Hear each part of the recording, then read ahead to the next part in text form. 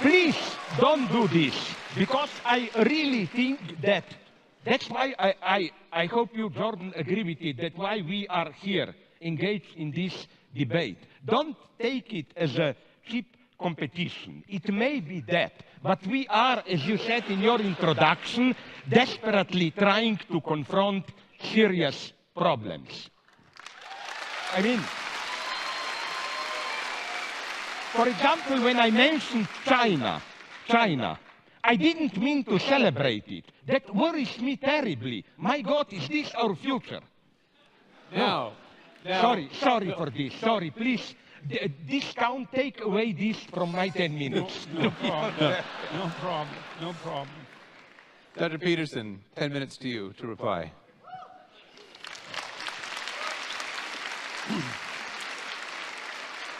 So I like to speak extemporaneously, but Dr. Žižek's discussion was so complex that there's no way that I can juggle my responses spontaneously. So, okay, yeah, well, and achievement managed, I would say.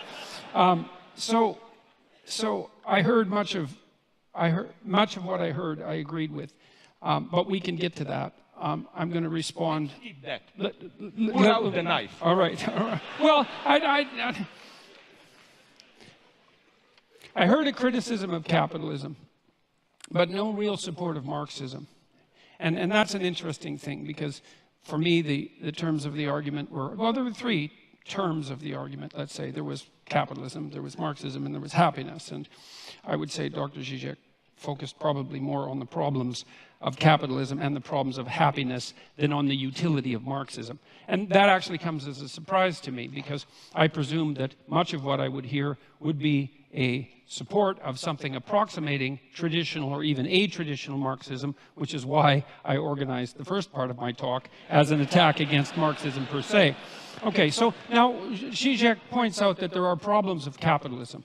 And I would like to say that I'm perfectly aware that there are problems with capitalism. I wasn't defending capitalism, actually, in some sense. I was defending it in comparison to communism, which is not the same thing. Because as Winston Churchill said about democracy, you know, it's the worst form of government there is, except for all the other forms. And so you might say the same thing about capitalism, is that it's the worst form of economic arrangement you could possibly manage, except for every other one that we've ever tried. And I'm dead serious about that. I'm not trying to be flippant. I mean that it isn't obvious to me, when Dr. Žižek is speaking in more apocalyptic terms, it isn't obvious to me that we can solve the problems that confront us. You know, and it's also not a message that I have been purveying that unbridled capitalism per se, as an isolated, what would you say, social economic structure, actually constitutes the proper answer to the problems that confront us. So I haven't made that case in any of the lectures that anything I've written or any of the lectures that I've done, because I don't believe it to be true. He said, well, what's the problems with capitalism? Well, the commodification of cultural life, all life, fair enough. There's something that isn't exactly right about reducing everything to economic competition. And capitalism certainly pushes in that direction. Advertising culture pushes in that direction. Sales and marketing culture pushes in that direction. And there's reasons for that, and I have a certain amount of admiration for the necessity of advertisers and salesmen and marketers. But that doesn't mean that the transformation of all elements of life into commodities in a capitalist sense is the best way forward. I don't think it is the best way forward. I think the evidence for that's actually quite clear. There is, by the way, a relationship. This is something I didn't point out before. There is a relationship between wealth and happiness. It's quite well defined in the psychological literature. Now, it's not exactly obvious whether the happiness measures are measures of happiness or whether they're measures of the absence of misery. And my sense is, as a psychometrician who's looked at these scales, that people are more concerned with not being miserable than they are with being happy. And those are all actually separate emotional states mediated by different psychobiological systems. It's a technical point, but it's an important one. There is a relationship between absolute level of income and self-reported lack of misery or happiness. And it's pretty linear until you hit, I would say, something approximating decent working class income. And so what seems to happen is that wealth makes you happy as long as it keeps the bill collectors at bay. Like once you've got to the point where the misery is staved off as much as it can be by the fact that you're not in absolutely economically dire straits, then adding more money to your life has no relationship whatsoever to your well-being. And so it's clear that past a certain minimal point, additional material provision is not sufficient to, let's say, redeem us individually or socially. And it's certainly the case that the radical wealth production that characterizes capitalism might produce a fatal threat to the structure of our social systems and our broader ecosystems. Who knows? I'm not absolutely convinced of that for a variety of reasons. I mean, Žižek pointed out, for example, that there are more forests in Europe now than there were 100 years ago. There's actually more forests in the entire northern hemisphere than there were 100 years ago. And the news on the ecological front is not as dismal as the people who put out the most dismal news would have you think. And there is some possibility. That doesn't mean that there aren't elements of it that are dismal. You know, what we've done to the oceans is definitely something catastrophic, and we definitely have our problems. But it is possible that human ingenuity might solve that. What else? There are inequalities generated by capitalism, a proclivity towards a shallow materialism, the probability of corruption.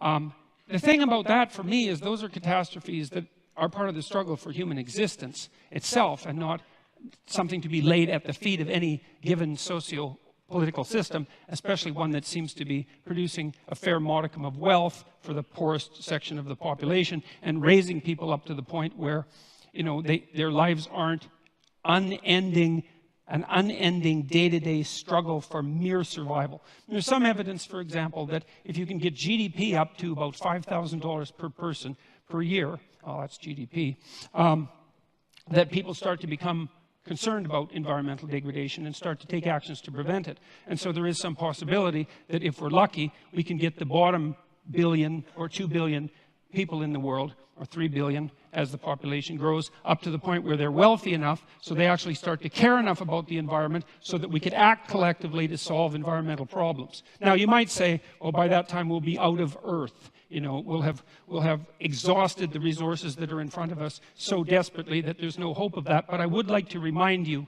of a famous bet between Julian Simon and the biologist at Stanford who wrote, Paul Ehrlich, who wrote The Population Bomb. They bet, Ehrlich, who thought we were going to be overpopulated by the year 2000, bet Simon that by the year 2000, commodity prices would have increased dramatically as a consequence of evidence that we were running out of material resources. They made a famous bet over a 25-year period, and Ehrlich paid off Simon in the year 2000 because commodity prices went down and not up. And so there is no solid evidence that the fact that our population is growing, and will peak out, by the way, at about 9 billion, there's no solid indication that the consequence of that is that we are, in fact, running out of necessary material resources. And so it's a danger, but it's not a danger that's proven. And there is some utility in considering that the addition of several billion more brains to the planet, especially if they were well-nourished brains, as they increasingly are, might help us generate enough problem solvers so that we can stay ahead of the looming ecological catastrophe as our population balloons outwards. Now, we're going to peak at 9 billion. It's not much higher than we are now, and it looks like we might be able to manage it. The other thing is that I didn't hear an alternative, really, from Dr. Žižek. You know, he admitted that the rise to success of the Chinese was in part a consequence of the allowance of market forces, and decried the authoritarian tendencies, and fair enough, that's exactly it. It also seemed to me that the social justice group identity processes that Dr. Žižek was decrying are, to me, a logical derivation from the oppression narrative that's a fundamental presupposition of Marxism. So there, I never heard a defense of Marxism in that part of his argument as well. And so for me, again, it's to ask, what's the alternative?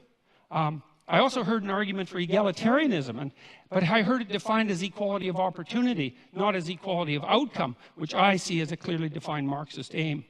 I heard an argument for a modified social distribution of wealth, but that's already part and parcel of most modern free market states, with a wide variation and an appropriate variation of government intervention, all of which constitute their own experiment. We don't know how much social intervention is necessary to flatten the tendency of hierarchies to become tilted so terribly that only the people at the top have everything and all of the people at the bottom have nothing. It's a very difficult battle to fight against that profound tendency, much deeper than the tendency of capitalism itself, and we don't exactly know what to do about it. So we run experiments, and that seems to be working perfectly reasonably, as far as I can tell. Let's see. Well, I'll close with this. Capitalism in the free market, well, that's the worst form of social organization possible, as I said, except for all the others. There is a positive relationship between economics measured by income and happiness, or psychological well-being, which might be the absence of misery. I certainly do not believe, and the evidence does not suggest, that material security is sufficient. I do believe, however, that insofar as there is a relationship between happiness and material security, that the free market system has demonstrated itself as the most efficient manner to achieve that, and that was actually the terms of the argument. So thus, if it's capitalism versus Marxism with regards to human happiness, it's still the case that the free market constitutes the clear winner. And maybe capitalism will not solve our problems. I actually don't believe that it will. I've in fact argued that the proper pathway forward is one of individual moral responsibility aimed at the highest good. It's something for me that's rooted in our underlying Judeo-Christian tradition that insists that each person is is sovereign in their own right and a locus of ultimate value, which is something that you can accept regardless of your religious presuppositions, and something that you do accept if you participate in a society such as ours. Even the fact that you vote, that you're charged with that responsibility, is an indication that our society is structured such that we presume that each person is a locus of responsibility and decision-making, of such import that the very stability of the state depends upon the integrity of their the integrity of their character. And so what I've been suggesting to people is that they adopt as much responsibility as they possibly can in keeping with that, in keeping with their aim at the highest possible good, which to me is something approximating a balance between what's good for you as an individual and what's good for your family, in keeping with what's good for you as an individual, and then what's good for society in the larger frame, such that it's also good for you and your family. And that's a form of an elaborated, iterated game, a form of elaborated cooperation. It's a sophisticated way of looking at the ways society could possibly be organized, and I happen to believe that that has to happen at the individual level first, and that's the pathway forward that I see. And so that's my 10-minute commentary. Yeah, I go up again. Yeah. As you wish. Thank you, Dr. Peterson. Dr. I Žižek. already spent a little bit of my time. I will try to be as short as possible. So a couple of remarks and then my final point. Why I think this self-limitation of capitalism is needed. First, about happiness. Just a couple of remarks. Jordan, I want to ask you, but isn't it, am I dreaming? I think I'm not. I remember a couple of years ago, it was reported all around the world, some kind of investigation, percentage of people interviewed in different countries, do they feel happy with their life? And the shock was that some Scandinavian countries, which we considered social democratic paradise, were very low, while Bangladesh, I think, was close to the top. Now, I know this logic has a limit. I don't buy the bullshit of poor people are happy in their world there and so on. But you know, my argument here is not against you. My argument here is problematizing happiness even more. Look, this may interest you. I was years ago in I think, Lithuania, and we debated, I report on this in one of my books, when were people in some perverted sense, and this is the critique of the category of happiness for me, happy. And we came to the crazy result. After the Soviet intervention, Czechoslovakia in 1970s and 80s. Why? For happiness, first, you should not have too much democracy, because this brings the burden of responsibility. Happiness means there is another guy out there, you can put all the blame on him. And as the joke went in Czechoslovakia, if there is bad weather, a storm, oh, these communists screwed it up again. That's one condition of happiness. The other condition, much more subtle one, is, and this was done in Czechoslovakia, those dark times after so. The life was relatively, moderately good, but not perfect. Like, there was meat all the time. Maybe once a month there was not meat in the stores. It was very good to remind you how happy you are the other time. Another thing, they had a paradise which should be at a proper distance. West Germany, affluence. It was not too far, but not directly accessible. You know, so it was, so maybe in your critique of communist regimes, I agree with you, you should more focus on something that I experienced of, you know, don't look only at the terror, ultimately totalitarian regime. There was a kind of a silent, perverted pact between, at least in this late, a little bit more tolerant, but I still oppose them, communist regimes, between power and population. The message was, leave us the power, don't mess with us, and we guarantee you a relatively safe life, employment, private pleasures, private niche, and so on and so on. So I am not surprised. But again, this is not for me the argument for the communists, but against happiness. That, you know, people said when the wall fell down, what a wonder in Poland. My God, like Solidarność, which was prohibited a year ago, now triumph at the elections. Who could imagine this? Yes, but the true miracle, in a bad sense for me, was 4 years later, democratically ex-communists came back to power. So, you know, again, this is for me not the argument for them, but simply for the, let's call it, corruptive nature of happiness. So my formula, maybe you would agree with it, is, my basic dogma is happiness should be treated as a necessary byproduct. If you focus on it, you are lost. It comes as a byproduct of you working for a cause and so on. That's the basic thing for me. Second point, maybe we disagree here. China, of course, the miracle, economic miracle was due to unleashing market reform and so on. But, and here comes my pessimism. Some of my liberal friends are telling me, yes, imagine what would they have achieved with also political democratization. I'm a pessimist here. No, they found a perfect formula of how, and that's the paradox of China today.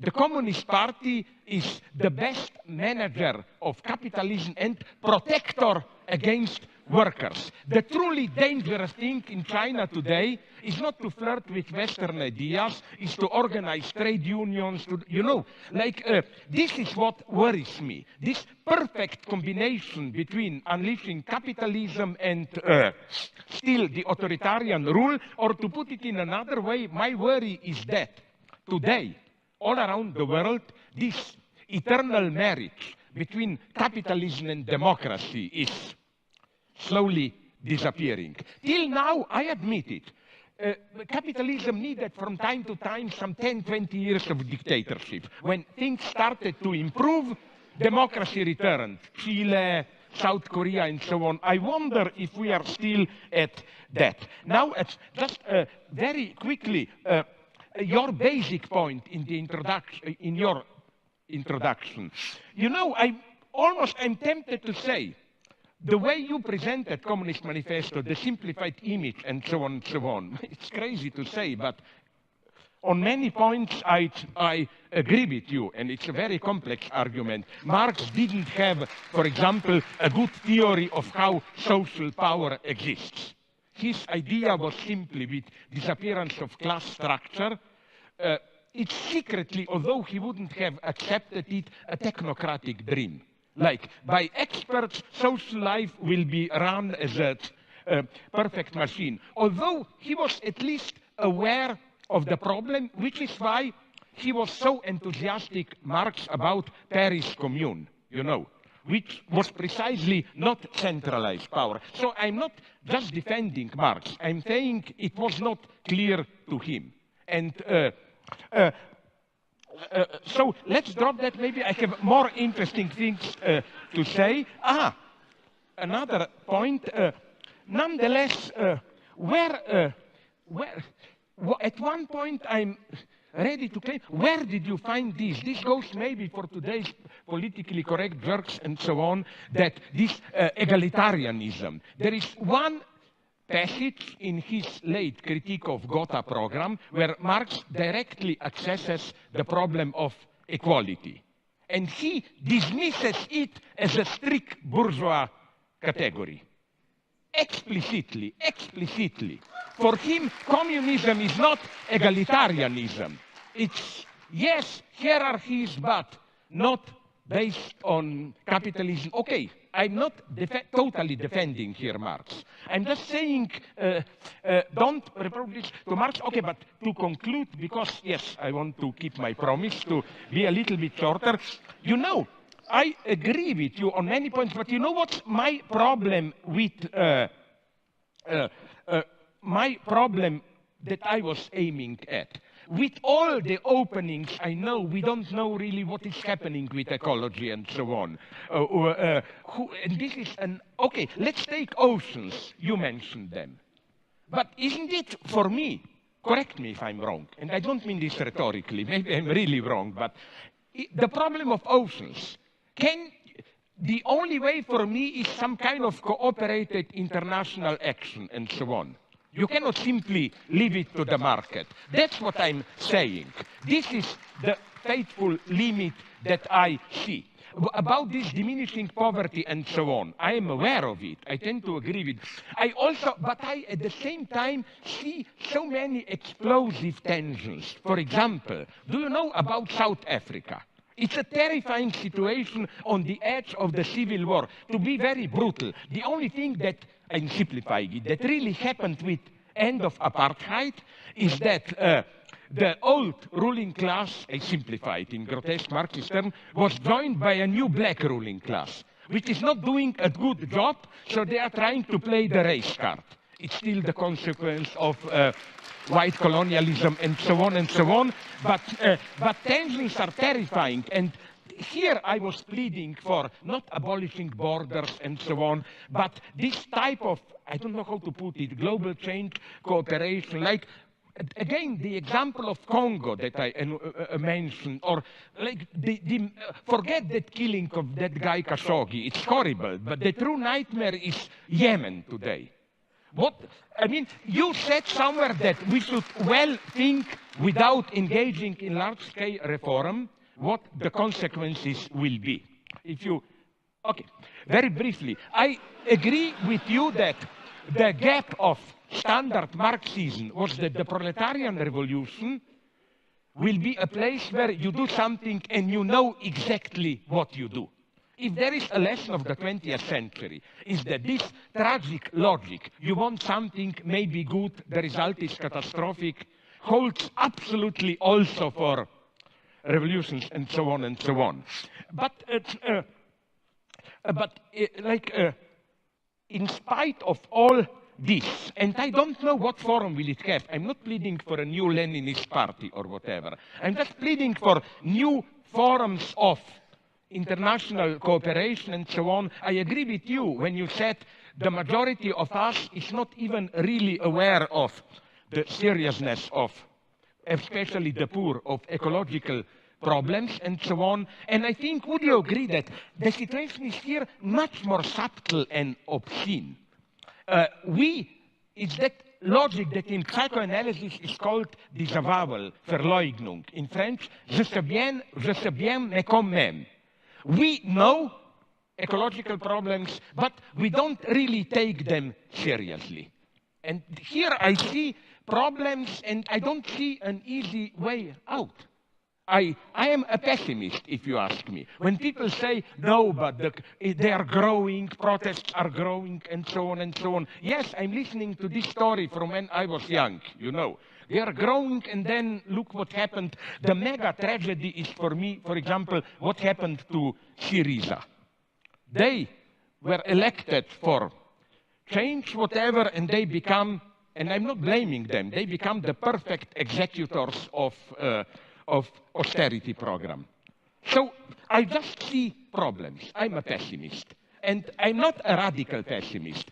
But you have to, maybe here we are different. I noticed with your final speech, that final moments of your intervention, that it's very strange, because usually Marxists have this stupid optimist anthropology. Just get rid of capitalist terror and we will all be happy. My God, I'm much more a pessimist. I don't believe in human goodness. I never underestimate evil, never underestimate envy. I mean, it's part of my nature. In Slovenia, we have a wonderful story. A godlike figure comes to a farmer, and I will stop immediately, and asks him, I will do to you whatever you want. Just, I warn you, I will do twice the same to your neighbor. You know what Slovene farmer answers? Fine, take one of my eyes. You know, we are in this. Don't underestimate this. I don't see any simple, clear way out. Thank you.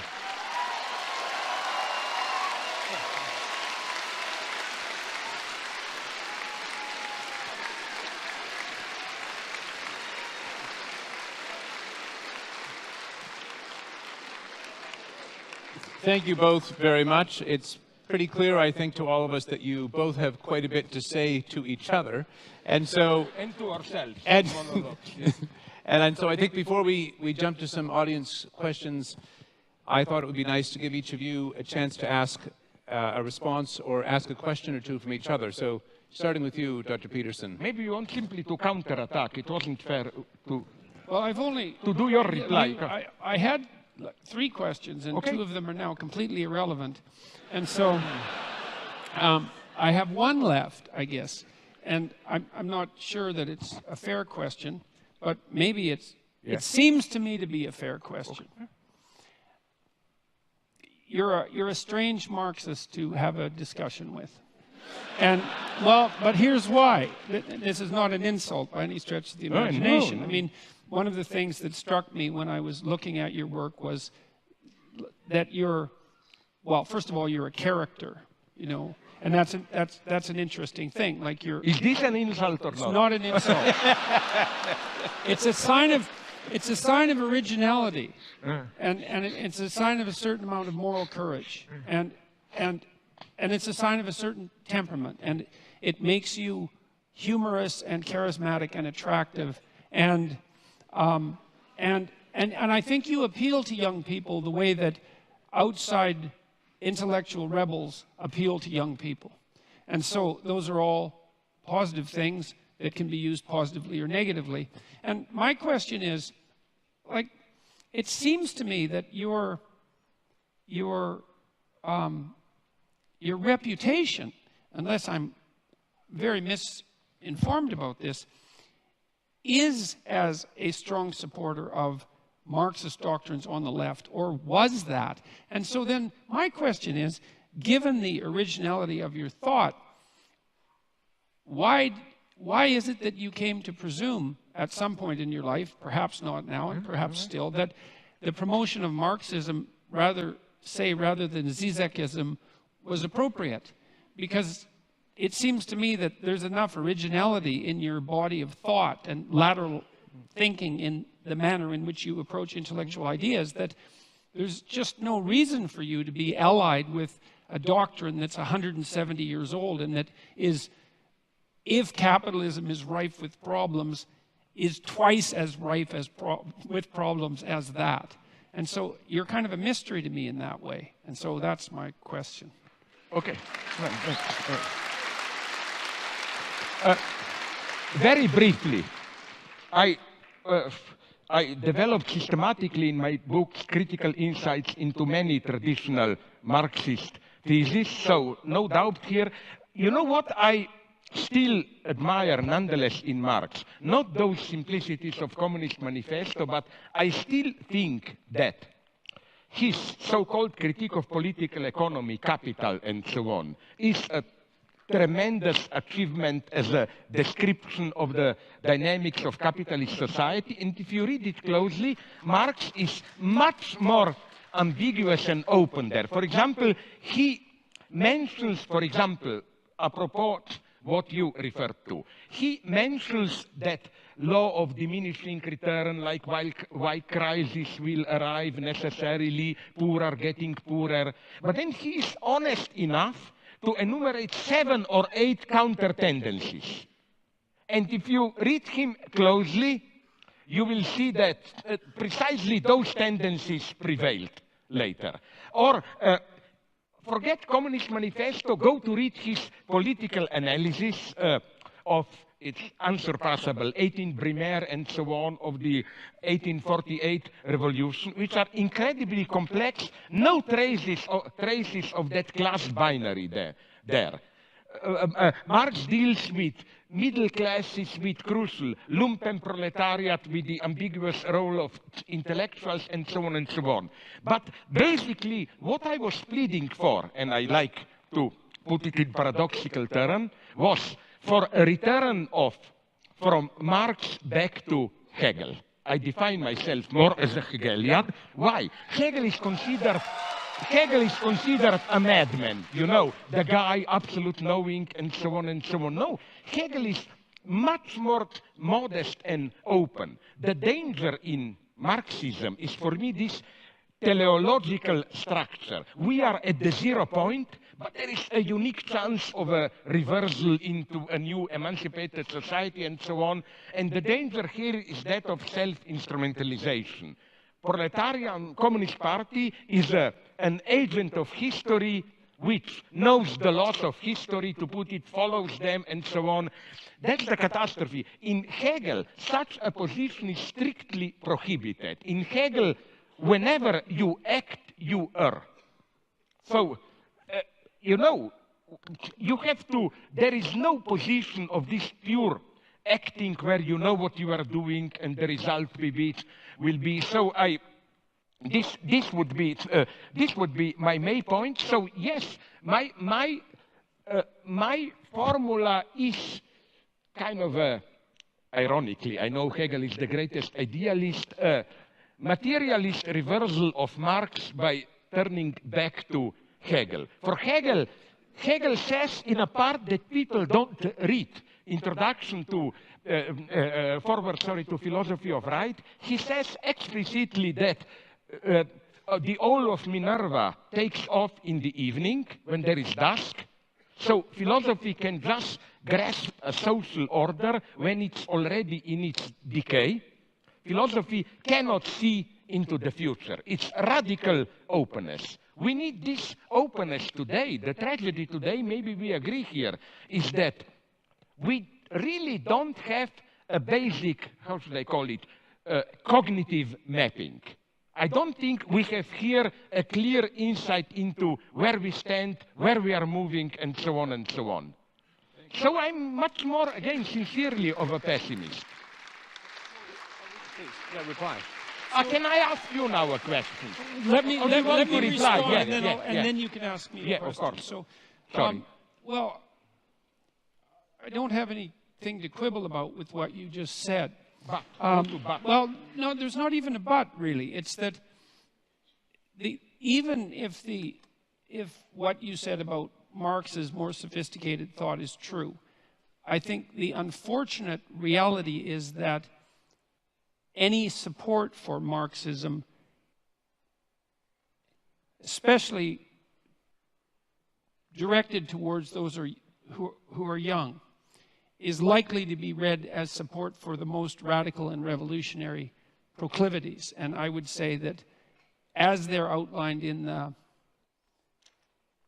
the document that I described, in the Communist Manifesto, that they're of extraordinary danger. And so it seems to me that by attempting to, rescue the sheep, you've sort of invited the dragon into the house. And that seems to me to be dangerous and unfortunate. Here I can answer you by asking you my question.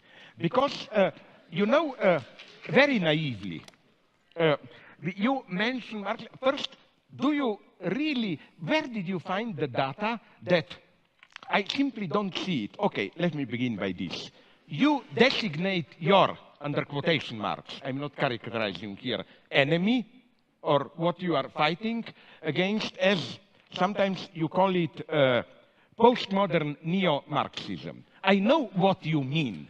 All this, from political correctness to these excesses of whatever, spirit of envy, and so on and so on. Do you think they are really, where did you find this data? I don't know them. I would ask you here, give me some names or whatever. Where are the Marxists here? I don't know any. I don't, who is a Marxist here? Show me any big names of political correctness. I think they fear like a good vampire fears garlic.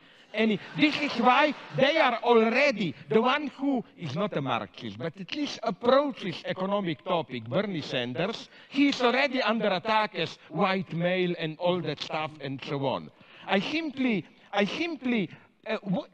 My problem would be with this one. What you describe as postmodern neo-Marxism, where is really the Marxist element in it? They are for equality. Sorry, where? They are for equality at these cultural struggles, proper names, how do we call each other? Do you see in them, in political correctness and so on, any genuine will to change society? I don't see it. I think it's a hyper-moralization,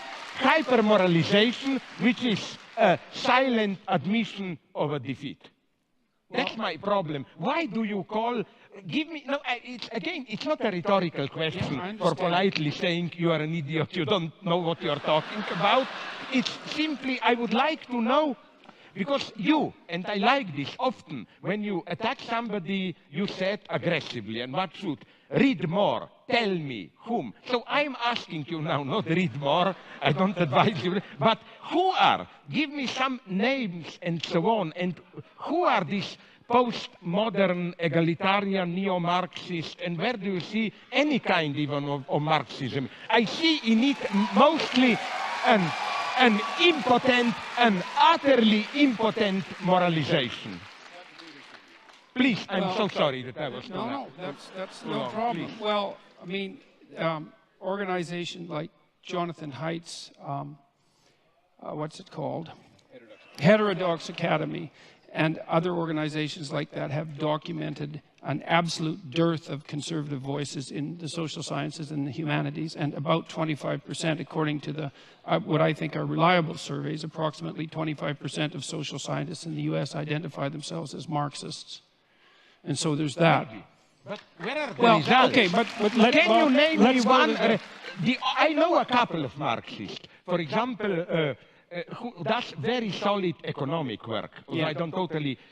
David Harvey, one. But he writes very serious books of economic analysis and so on and so on. Then there is the old guy who is far from simplification, Frederick Jameson and so on. But they are totally marginalized today. In this politically correct mainstream, you know, I don't see.